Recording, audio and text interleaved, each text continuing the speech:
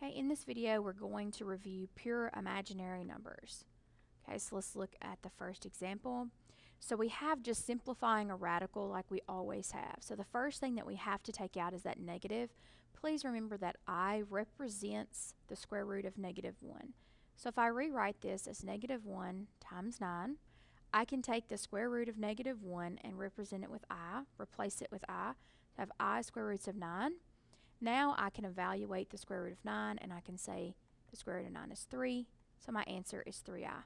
Remember that it's always variable, and always coefficient and then variable, number variable. Doesn't matter that the variable represents something or whether it's an x or an I or a j or a k, that's all irrelevant. The variable always comes second, okay?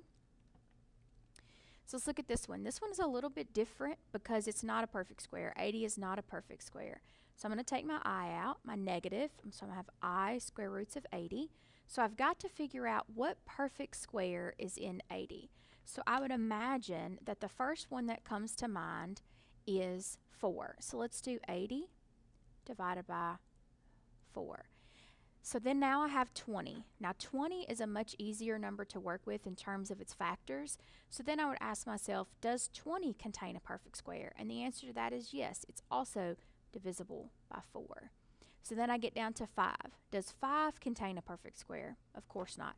5 is not a perfect square. In fact, it's a prime number. So there's nothing within 5 that I can simplify.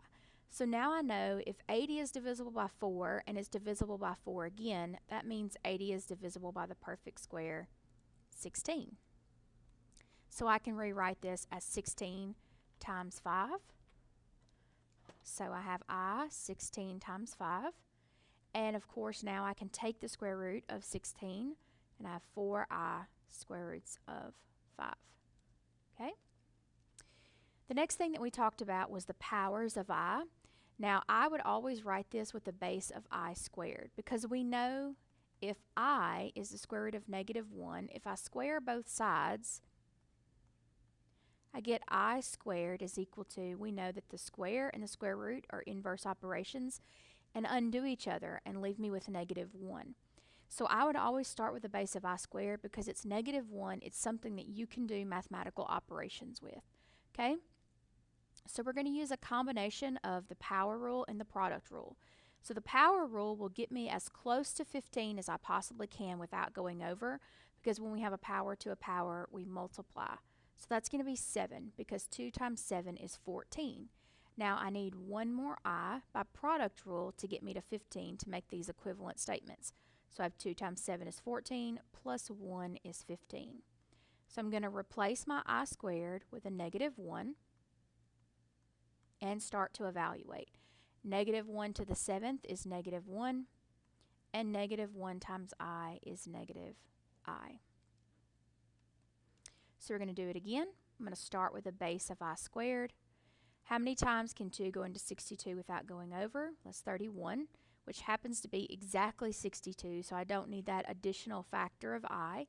So I'm going to replace I squared with -1, and -1 to the 31st power is -1. 49, so I have I squared. So how many times can I get, or what can I multiply by to get as close to 49 without going over? So that's going to be 24. 2 times 24 is 48. So I need one more I to get me to 49. So I'm going to replace my I squared with -1. And -1 to the 24th is a +1. And +1 times I is just I. Okay, so then we're going to perform operations with pure imaginaries. It's just like every other problem you've ever worked with a variable. We're going to multiply like parts. So 8 times 9 is 72, -72, times 6 is -432, and I times I times I is I cubed. So I have to simplify that power of I, so I have -432 times I squared times I. So I have -432 times -1, replacing, times I. A negative times a negative is a +432i. Same thing, please don't forget expanded power rule. Expanded power rule says everything within the parentheses has to be raised to the third power. So I have negative 4 to the third is 64. It's negative 64. So remember that a negative times a negative is a positive, times that third negative is still a negative. So I to the third power is going to be I cubed times 2I. So then I have negative 64 times 2 is going to be a negative 128. I cubed times I is I to the fourth. So the only thing I have left to do is now simplify the power of I. So I have negative 128. Start with a base of I squared. And if I square I squared, I get back to I to the fourth. So I have negative 128 times negative 1 squared. And negative 1 squared is a positive 1, so that leaves me with negative 128. Same thing, expanded power rule. 2 to the fifth is 32, I to the fifth is I to the fifth, times I squared is I squared. Remember that a square and a square root undo each other. Notice that the I is not under the radical. It doesn't become an I until it's outside the radical. If it's under the radical, it's a negative 1.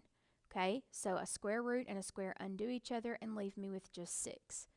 Okay, so then I'm going to have 32 times 6, which is 192, times I. Product rule says we add to the seventh. So I have 192 times I squared to the third times I. 3 times 2 is 6, plus 1 is 7. So I have 192 times negative 1 to the third times I. Negative 1 to the third is negative 1 times 192 would be a negative 192 I. So this is the square root property. The only difference is now that we know what pure imaginary numbers are, we can get those as solutions as well.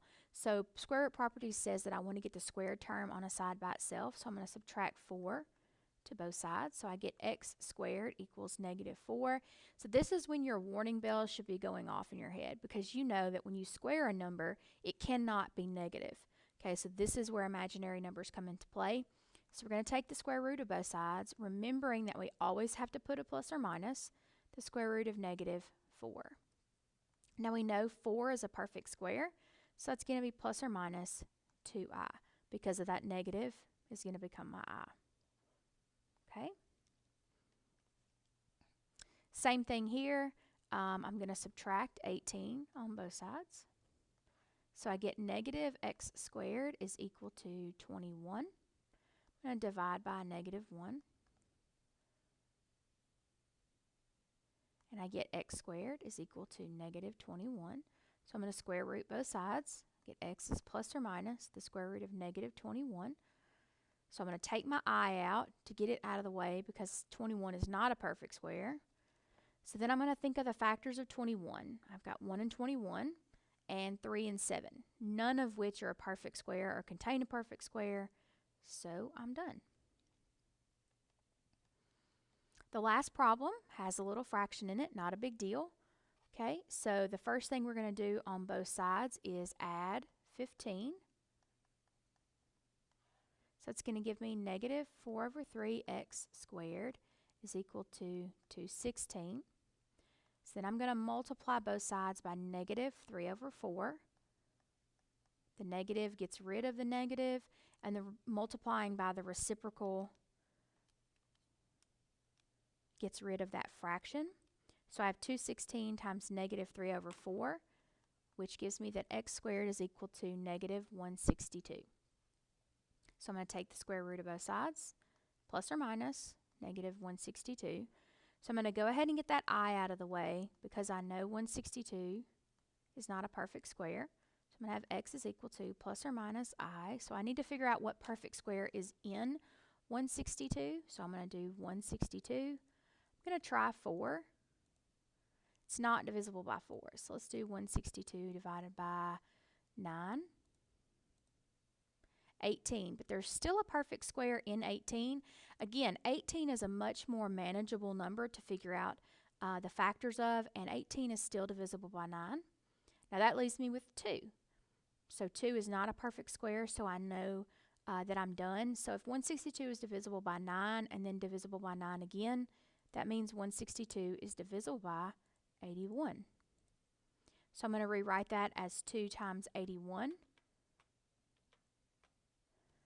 So I have 81 times 2. So I get x is equal to plus or minus. Order is important. Plus or minus first. The square root of 81 is 9, so coefficient, variable, and then radical. And that's my final answer.